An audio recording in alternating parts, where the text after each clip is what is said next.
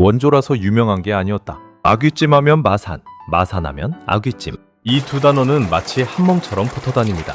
그런데 마산이 원조라서만 유명한 걸까요? 알아보니 단순히 원조라는 것 이상의 이유가 있었습니다. 버려지던 생선, 서민의 지혜, 건하기라는 독특한 방식, 그리고 1982년 전국체전이 만들어낸 전국 확산까지 꽤 드라마틱한 이야기가 숨어 있었습니다.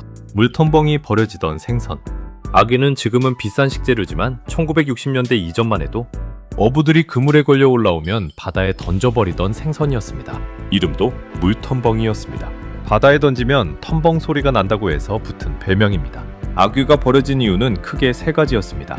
입이 머리 전체 크기만큼 크고 이빨이 날카로운 흉측한 생김새, 물러서 상품성이 없는 살, 그리고 제대로 처리하지 않으면 심하게 나는 비린내였습니다. 어부들도 상인들도 이 생선을 외면했습니다.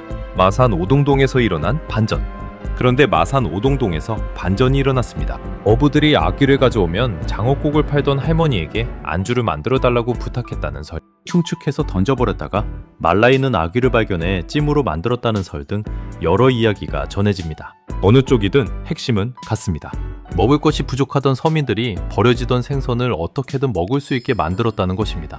1960년대 마산 어시장 일대에서 북어찜에 쓰던 된장과 고추장, 마늘, 사양념을 아귀에 적용한 것이 시작이라는 설이 가장 유력합니다. 1970년대에는 콩나물과 미나리가 더해지면서 비린내는 잡히고 맛은 살아났고 여기에 미더덕까지 추가되면서 지금의 마산 아귀찜 레시피가 완성됐습니다. 오동동 골목에 아귀찜 가게들이 하나둘 모이기 시작한 것도 이 무렵입니다. 1970년대 말에는 마산을 오간 사람들이 아귀찜 맛을 서울로 전파하면서 낙원동과 신사동에 아귀찜 전문점이 생겼습니다. 흥미롭게도 1980년대 말 마산에서는 이미 동네마다 아귀찜을 중국집처럼 배달시켜 먹었다고 합니다. 지금의 야식 배달 문화의 원형을 마산이 수십 년 전에 이미 실천하고 있었던 셈입니다. 1982년 전국체전 결정적 확산의 순간, 가장 결정적인 전환점은 1982년이었습니다. 이에 마산에서 전국체전이 열리면서 전국에서 온 방문객들이 오동동, 아귀찜 골목을 경험하고 고향으로 돌아갔습니다. 입소문이 폭발적으로 번지기 시작한 계기였고 이후 전국 어디서나 아귀찜집이 생겨났습니다. 1990년대에는 전국 주요 도시에 아귀찜 전문거리가 형성됐고 외중가요와 문학작품의 소재로 등장할 만큼 완전히 대중음식으로 자리 잡았습니다. 지금은 전국 어디서나 아귀찜을 먹을 수 있지만 원조 오동동 골목을 찾는 발길은 여전히 끊이지 않습니다. 3대째 가업을 이어온 집들이 지금도 상업 중입니다. 마산 아귀찜이 다른 진짜 이유들. 마산 아귀찜이 유명한 건 단순히 원조라서만은 아닙니다. 마산만의 방식이 따로 있습니다. 가장 큰 특징은 건아귀, 말린 아귀를 쓴다는 점입니다.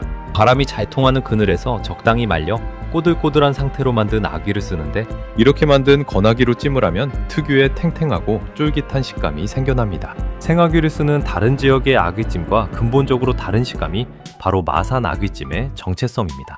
농촌진흥청 전통향토음식 용어사전에도 마산 아귀찜의 특징으로 이 건조 방식이 명시되어 있습니다. 지리적 조건도 한몫했습니다.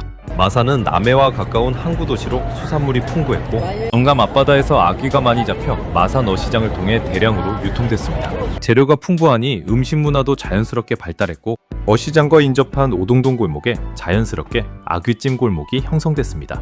서민 음식으로서의 DNA도 빼놓을 수 없습니다.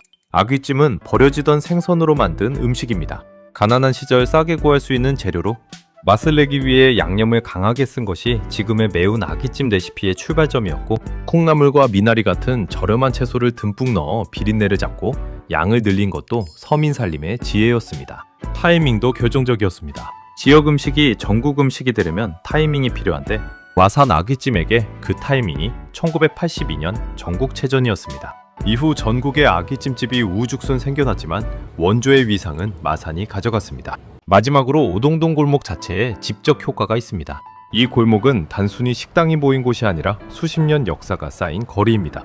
3대째 가업을 이어오는 집들, 같은 골목에서 경쟁하며 노하우를 쌓아온 요리사들, 그렇게 직접된 기술과 맛이 마산 아귀찜이라는 브랜드를 만들었습니다. 전국 어디서나 아귀찜을 먹을 수 있어도 원조 골목을 찾는 이유가 바로 여기에 있습니다. 지금 원조를 지키는 일. 다만 원조를 지키는 일이 점점 어려워지고 있습니다. 아귀는 양식이 되지 않는 생선입니다. 마산의 한 원조집 대표는 기후위기로 생물 아귀 수급이 점점 힘들어지고 있고 남해와 포항, 부산까지 직접 재료를 구하러 다녀야 한다고 토로했습니다. 원조의 맛을 지키는 일이 예전만큼 쉽지 않다는 뜻입니다.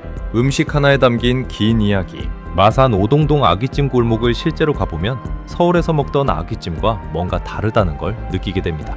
바로 건아귀를 쓰기 때문입니다. 쫄깃하고 탱탱한 식감이 생아귀와는 확실히 다릅니다.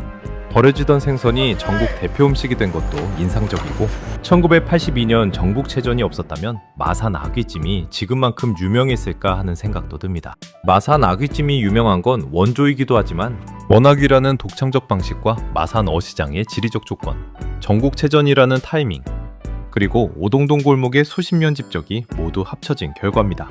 오늘 이야기가 흥미로우셨다면 구독과 좋아요 부탁드립니다. 다음 이야기에서 또 만나요.